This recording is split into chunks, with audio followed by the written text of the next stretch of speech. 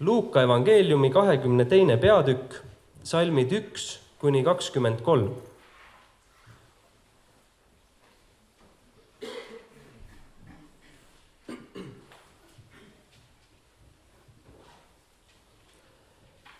Aga lähenes hapnemata leibade püha, mida hüütakse paasaks, ning ülempreestrid ja kirjatundjad otsisid võimalust, kuidas Jeesust hukata, sest nad kartsid rahvast. Aga saatan oli läinud Juuda sisse, keda hüüti Iskariotiks, kes oli nende 12 hulgas. Ja Juudas läks ja rääkis kokku ülempreestrite ja templivalvuritega selles, kuidas ta saaks Jeesuse ära anda nende kätte. Ja nad said rõõmsaks ja leppisid temaga kokku, et nad annavad talle raha. Ja Juudas nõustus ning hakkas otsima Jeesuse äraandmiseks parajat aega, mil rahva hulka pole ta ümber. Saabus hapnemata leibade püha, mil paasatal pidi tapetama. Ja Jeesus läkitas Peetruse ja Johannese ning ütles, minge ja valmistage meile paasa, et me seda sööksime. Nemad küsisid temalt, kuhu sa tahad, et me selle valmistaksime. Tema ütles neile, vaata, kui te lähete linna sisse, siis te kohtate veekruusi kandvat inimest. Minge temaga kaasa sinna majja, kuhu ta sisse astub, ja ütelge selle maja peremehele, õpetaja ütleb sulle, kus on võõraste tuba, kus ma võiksin süüa paasat oma jüngritega. Siis too näitab teile suurt vaipadega kaetud ülemist tuba, seal valmistage. Nad läksid ja leidsid nõnda, nagu Jeesus neile oli öelnud, ja nad valmistasid paasa söömaaja. Ja kui tund tuli, istus Jeesus maha ja apostlid koos temaga. Ja ta ütles neile, ma olen südamest igatsenud seda paasat süüa teiega enne oma kannatamist, sest ma ütlen teile, ma ei söö seda enam, kuni kõik on läinud täide Jumala riigis. Ja ta võttis karika, tänas ning ütles, võtke see ning jagage eneste vahel, sest ma ütlen teile, mina ei joo nüüdsest peale viinapuu viljast, kuni Jumala riik on tulnud. Ja ta võttis leiva, tänas ja murdis ja andis neile öeldes, see on minu ihu, mis teie eest antakse. Seda tehke minu mälestuseks. Sel samal kombel võttis ta ka karika pärast õhtu söömaaega ja ütles, see karikas on uus leping minu veres, mis teie eest valatakse. Siiski vaata, minu äraandja käsi on minuga lauas, sest inimese poeg läheb küll ära, nii nagu see on määratud, ometi häda sellele inimesele, kes ta ära annab. Ja nemad hakkasid omavahel arutama, kes see küll võiks nende seast olla, kes seda kavatseb teha. Aamen. Jälleen kerran on ilo ja riemu olla täällä teidän kanssanne. Jälle taas on suur rõõm olla teiega siin koos. Ja me jatkamme sitä hitaassa tahtissa tätä pääsiäisen läpikäyntiä. Ja me jätkame siis aeglases tempos seda ülestõusmispühade sündmuste läbikäimist. Minä tuossa Joelille vähän arvelin, että tehtiinköhän me väärä ratkaisu, kun meillä on näin harvoin, että olisi pitänyt olla kerran viikossa 7 kertaa, mutta hän lupasi, että te muistatte.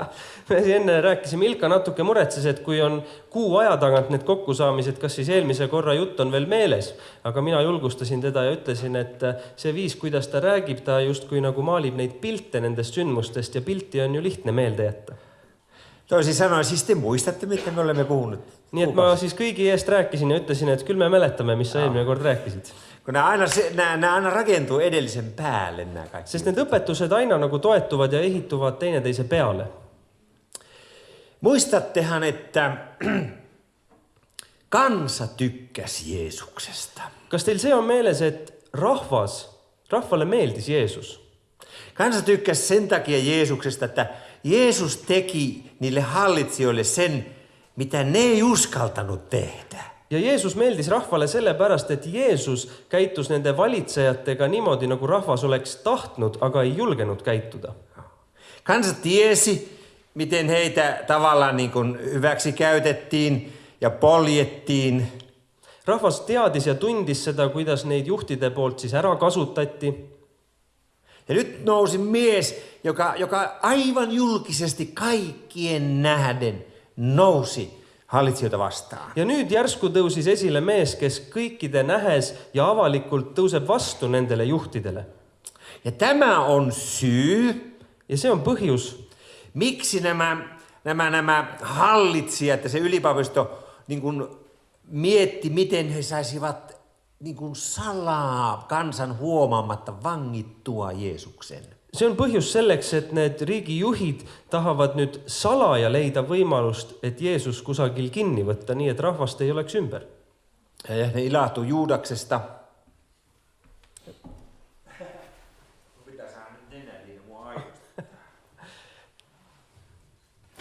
Seda ma ei pea tõlkima, see on viipekeel. Mä olin viikko sitten flunssassa. Nädal aega tagasi oli mul gripp Mutta nyt on Joel flunssassa. ja nüüd on minul gripp. Mutta mä niin sympatiseeraan Joelia.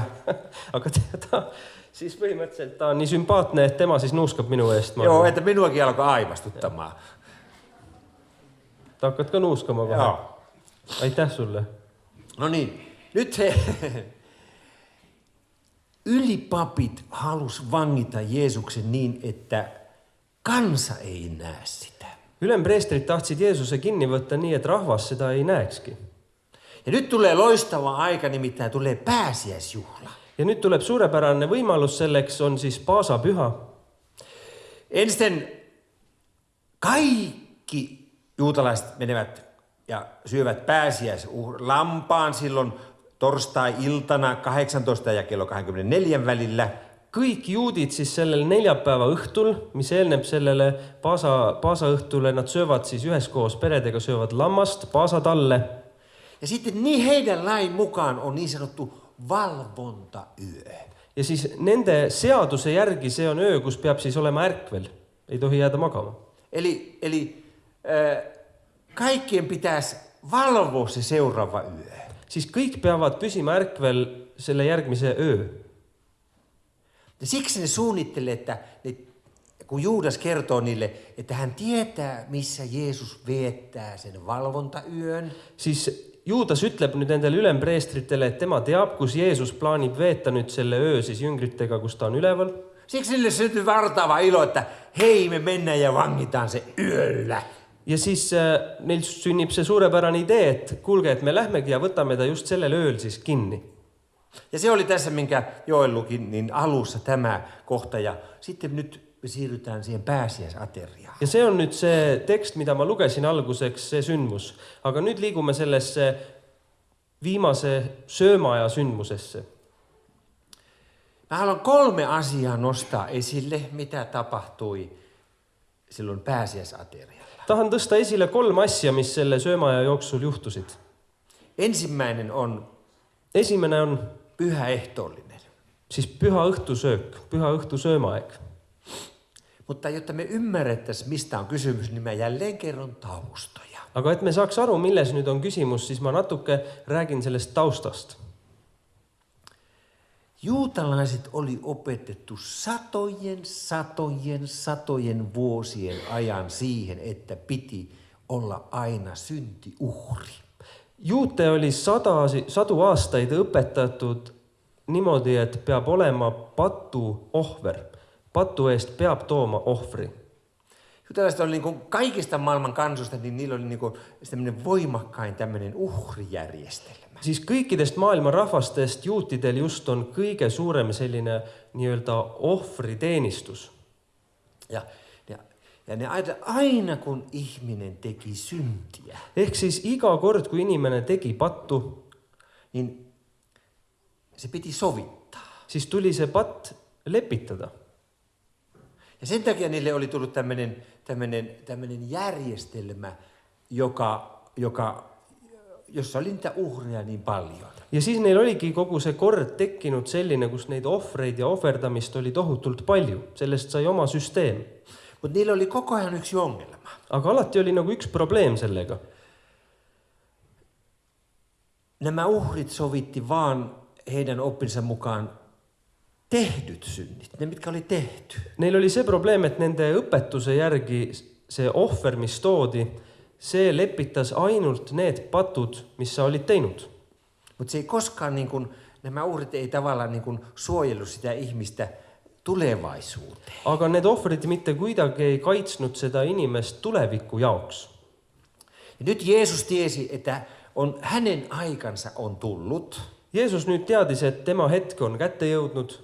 Hän oli puhunut koko ajan niille, että kun me menemme nyt viimeisen kerran Jerusalemiin, niin minulle käy siellä näin. Ta oli rääkinud oma jüngritele juba pikalt, kui me lähme nüüd viimast korda Jeruusalemma, siis minule juhtub seal nii ja nii. Minut ristiinnaulitaan, Mind lüüakse risti, mutta 3. päivänä minä nousin kuolleista. aga 3. päeval ma tõusen surnuist üles. Ja sitten hän sanoi siellä semmoisen, ja sitten minä menen Galileaan. Me palaamme tähän myöhemmin. Ja ütleb neile ka sellise lause lõppu, et siis ma lähen Galileasse. Nyt mitä tapahtuu nyt tänä kiirastorstai-iltana? Mis siis toimub nüüd selle vaikse või reede õhtul? On se, että Jeesus asettaa ehtoollisen. Jeesus seab armulaua. Mutta mikä se on se ehtoollinen? Aga mis see armulaud on? Mä yritän vielä selittää. Tämä on hankala, mutta tämä pitäisi minun saada jotenkin esille, että se tulisi nämä suhteet nyt. See on keeruline, aga ma pean saama kuidagi selle esile tõstetud, et need suhted asjade vahel tekiks. Ne uhras ihan järjettömän määrän uhreja. Siis juudid ohverdasid tohutu suurel hulgal kogu aeg igasuguseid ohvreid, loomi. Pelkästään siis pääsiäisen aikana 250 000 uhrilammasta. Siis paasapühade ajal 250 000 ohvrilammast. Ja niiden koko niin se uskonto ja järjestelmä ja se pelastus, se rakentui tähän uhrijärjestelmään. Kogu nende õpetuse, see pääste ja kogu see mõttemaailm keerlebki selle ohverdamise korraldamise ja ohverdamise nii-öelda toimingu ümber. Ja nyt Jeesus tiesi, että hän tulee antamaan sellaisen uhrin, aga Jeesus teadis, et tema tuleb ja toob sellise ohvri, joka kumoaa nämä kaikki. mis teeb tühjaks kõik need eelnevad. Sen jälkeen niitä ei enää tarvita. Ja peale seda ei ole vaja enam ühtegi ohvrit. Että hän on tullut ja hän antaa sen uhrin itsensä. Tema on tulnud ja ta annab selle ohvri tema enda.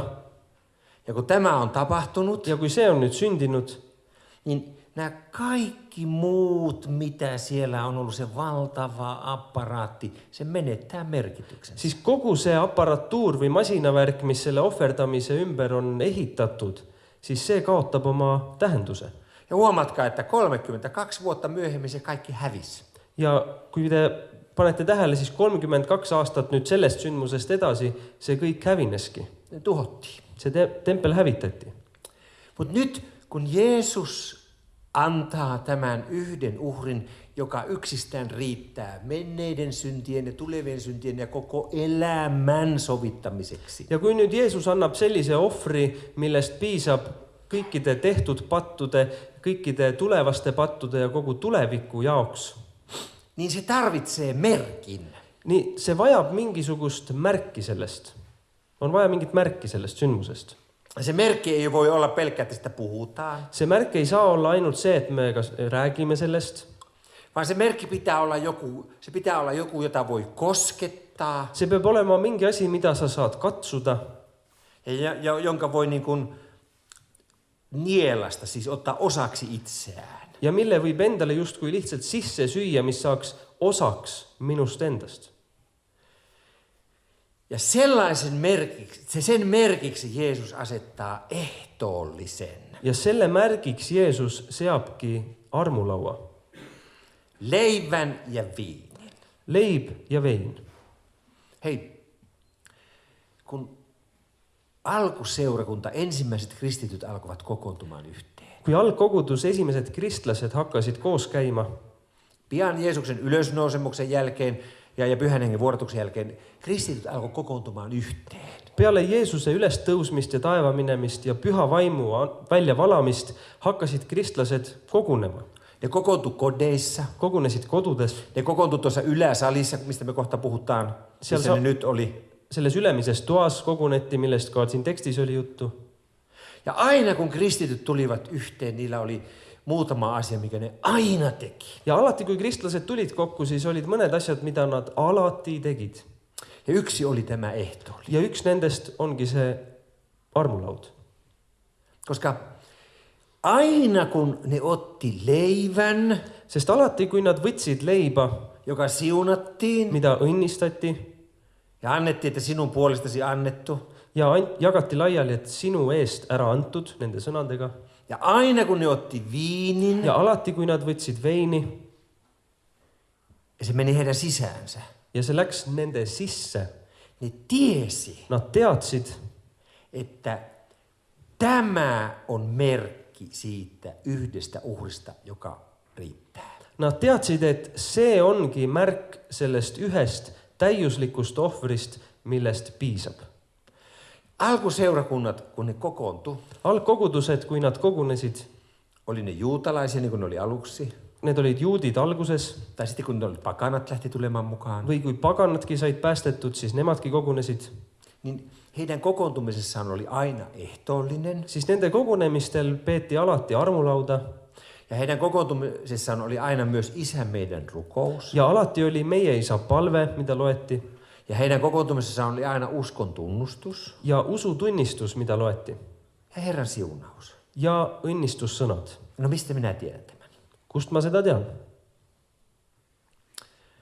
Vuonna 99 jälkeen Kristuksen Aastal 99 peale Kristust kirjoitettiin semmoinen kirja kuin 12 apostolin oppi, eli Didache.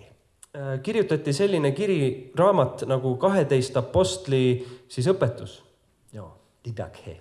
Didache. Miettikää, ketkä sen kirjoitti. Mõelge, kes olid need, kes kirjutasid selle.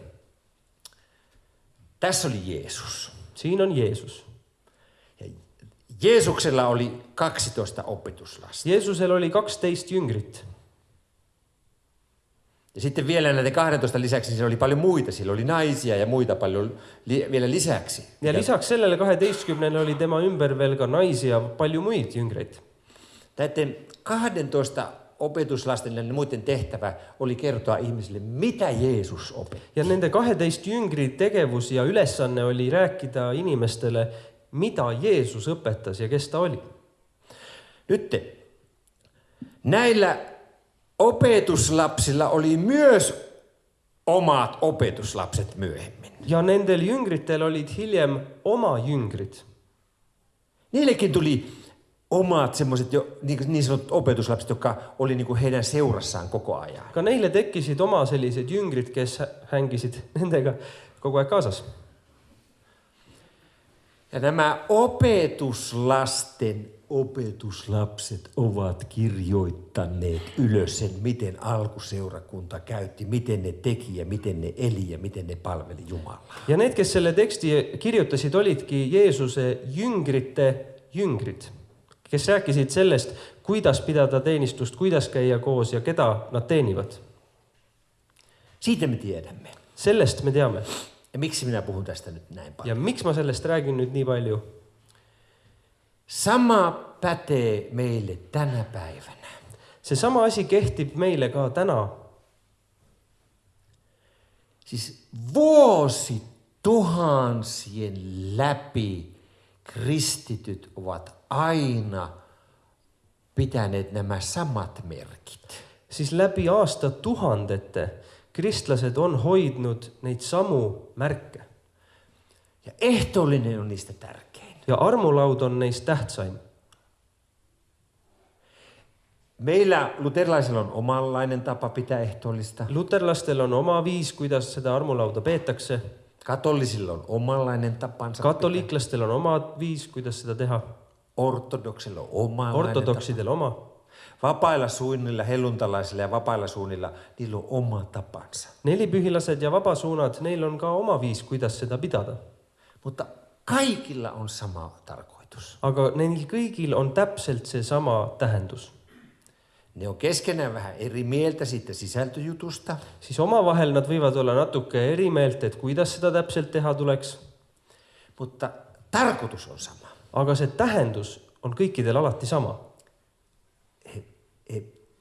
Me syödään se leipä ja se veri, että me muistamme, kuka on meidän uhrimme. See leib ja see veri veinis on kõik selleks, et me mäletaksime, kes on meie ohver, meie eest. Ja tämä on niin tärkeä asia, että kun sinä mietit omaa elämääsi, kristityn elämääsi, Ja see on nii tähtis asi, et kui sina mõtled nüüd oma kristlase elu peale, ja mikä siinä on tärkeää ja mikä siinä ei ole tärkeää, et mis on selle juures nagu tähtis ja mis on vähem tähtis, niin muistakaa, että meille on yhä edelleen se tärkeää, mikä kautta tuhansien on ollut Jeesuksen seuraajille tärkeää. siis pidage meeles, et meilegi peab olema see tähtis, mis on aastatuhandeid olnud Jeesuse järgijatele oluline. Ehtoollinen. Armulaud. Toinen on Isä meidän rukous. Ja teine on meie isa palve. Miksi? Miks? Jeesus sanoi näin. Jeesus ütles nii. Kun te rukoilette, niin rukoilkaa näin. Kui te palvetate, siis palvetage nii. Yksinkertaisesti. Nii lihtsalt. Uskon tunnustus oli kautta aikain, uskon tunnustus on ollut tärkeää. Läbi aegade usutunnistus on olnud tähtis. Miksi? Miks? No Paavali kirjoittaa, että sydämen uskolla ja suun tunnustuksella te pelastutte. Paulus kirjutab, et oma südame usust ja suu tunnistuse kaudu teid päästetakse. Se suun tunnustus, se ei ollut sitä, että mentiin tuonne maailmaan todistamaan, että me on tullut uskoon. Et see tunnistus ei tähenda siinkohal seda, et me läheme laia maailma, lähme kuulutama, et ma olen usklik. Se on tärkeää, jos se on mahdollista. See on tähtis või see on oluline, kui see on võimalik seda teha. Toi on muuten mun puhelin. See on minu telefon muideks.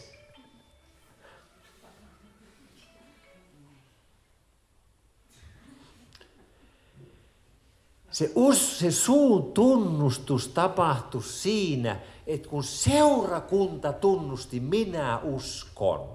See oma suuga tunnistamine tähendas ja see juhtus siis, kui kogudus tervikuna oma suuga tunnistas, et mina usun. Niin minä saan sen minun sydämeni uskon kaikkien kanssa yhdessä sanoa ulos. Ja ma saan selle, mida ma südames usun, kõikide teiste usklikega koos öelda välja, millesse ja kellesse ma usun.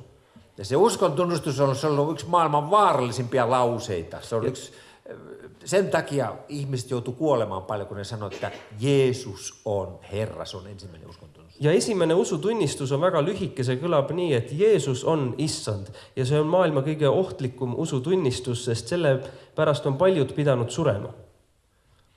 Koska Roomassa oli vain keisariherra. Sest Rooma riigis oli ainult keiser, oli issand.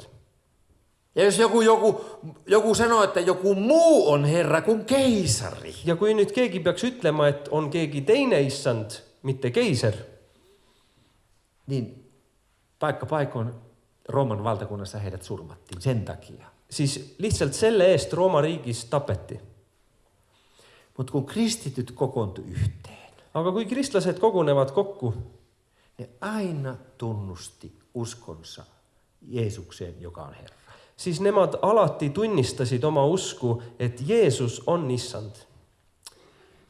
Nyt muistakaa. Ja nüüd pidage meeles, Herran pyhä ehtoollinen. püha õhtu söömaaeg, Muista se. pea seda meeles. Mene aina, kun se on mahdollista. Mine alati, kui seda jagatakse. Äläkä ala tuijottaa oma uskoos. Ja ära hakka mõtlema või kahtlema oma usule tuginedes. Älä katso, että olenko minä nyt riittävän uskovainen, että minä voin mennä tuonne. Ära vaata, et kas ma nüüd olen ikka piisavalt usklik, et ma võin minna armulavale. Mutta katso, että onko Jeesus riittävän ison uhrin antanut, että minä voin mennä. Vaid vaata sellele, kas Jeesus on andnud piisavalt suure ohvri, et ka mina võiksin tulla. Älä unohda ehtoollista. Ära unusta armulauda.